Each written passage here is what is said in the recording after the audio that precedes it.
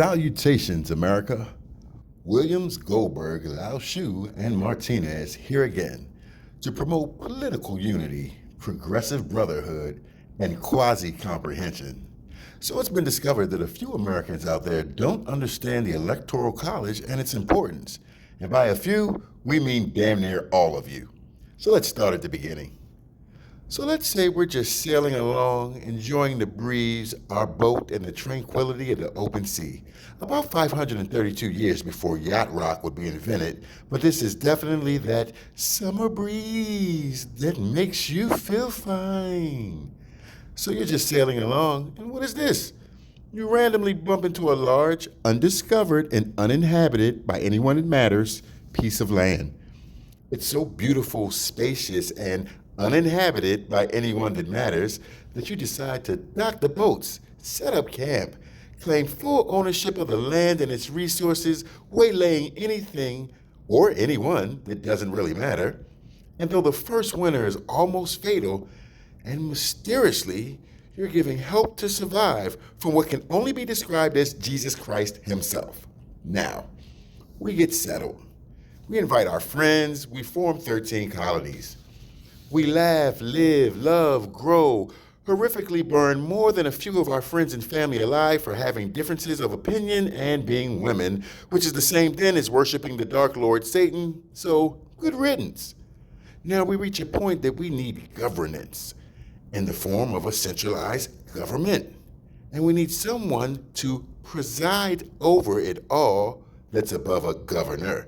Let's call him the presiding resident or the president or president. Now, the founding fathers, geniuses that they were, knew that a job that important couldn't be left in the hands of the common American. The name says it all. They were the founding fathers. And everyone else were basically intellectually children. And just like children, they couldn't read, be trusted to watch over themselves, but most importantly, needed to derive their sense of confidence, utility, and well-being from their parents.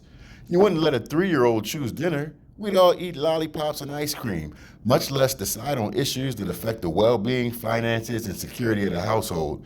And to them, we're all 3-year-olds. So now we enter the popular vote in the Electoral College. And we're going to jump 235 years into the future to explain it. Using the one thing all Americans understand, there isn't opioids, elective superficial surgery, or historical racial bias. Pornographic sex. And thanks to the good folks at Pornhub, we have the perfect model, pun very much intended, to explain it. So, think of all the different genres within this illustrious realm. From tattooed midget cosplay porn to two German women defecating in a cup, swallowing it, vomiting it back up, and swallowing that. Fun fact, that was actually a very real thing. And the 17,000 arousing, sometimes very disturbing niches between the two. Each one is an American citizen. And we all want to be voted the #1 most watched video and #1 model on Pornhub.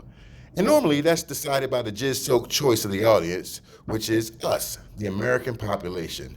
What we choose is the popular vote.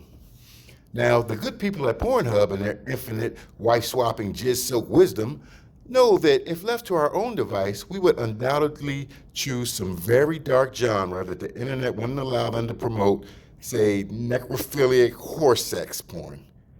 Instead, they narrow the choices to two more palatable and mainstream marketed niches like, say, blonde on black and pandemic wife-swapping orgy, because those two basically represent all of our sexual kinks. So now amongst the Pornhub community of content creators, Pornhub selects a certain number of viewers from each state to represent the whole state and their choice of the two videos.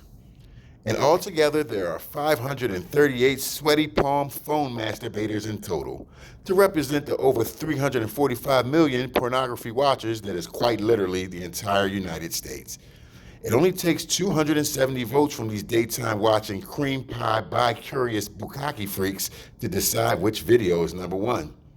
Now replace bi-curious bukkake freaks with senators and representatives, replace blonde on black with the Democratic Party, and pandemic wife-swapping orgy with the Republican Party. And last but not least, Pornhub is the United States government. And that, my cum-guzzling constituents, is the Electoral College.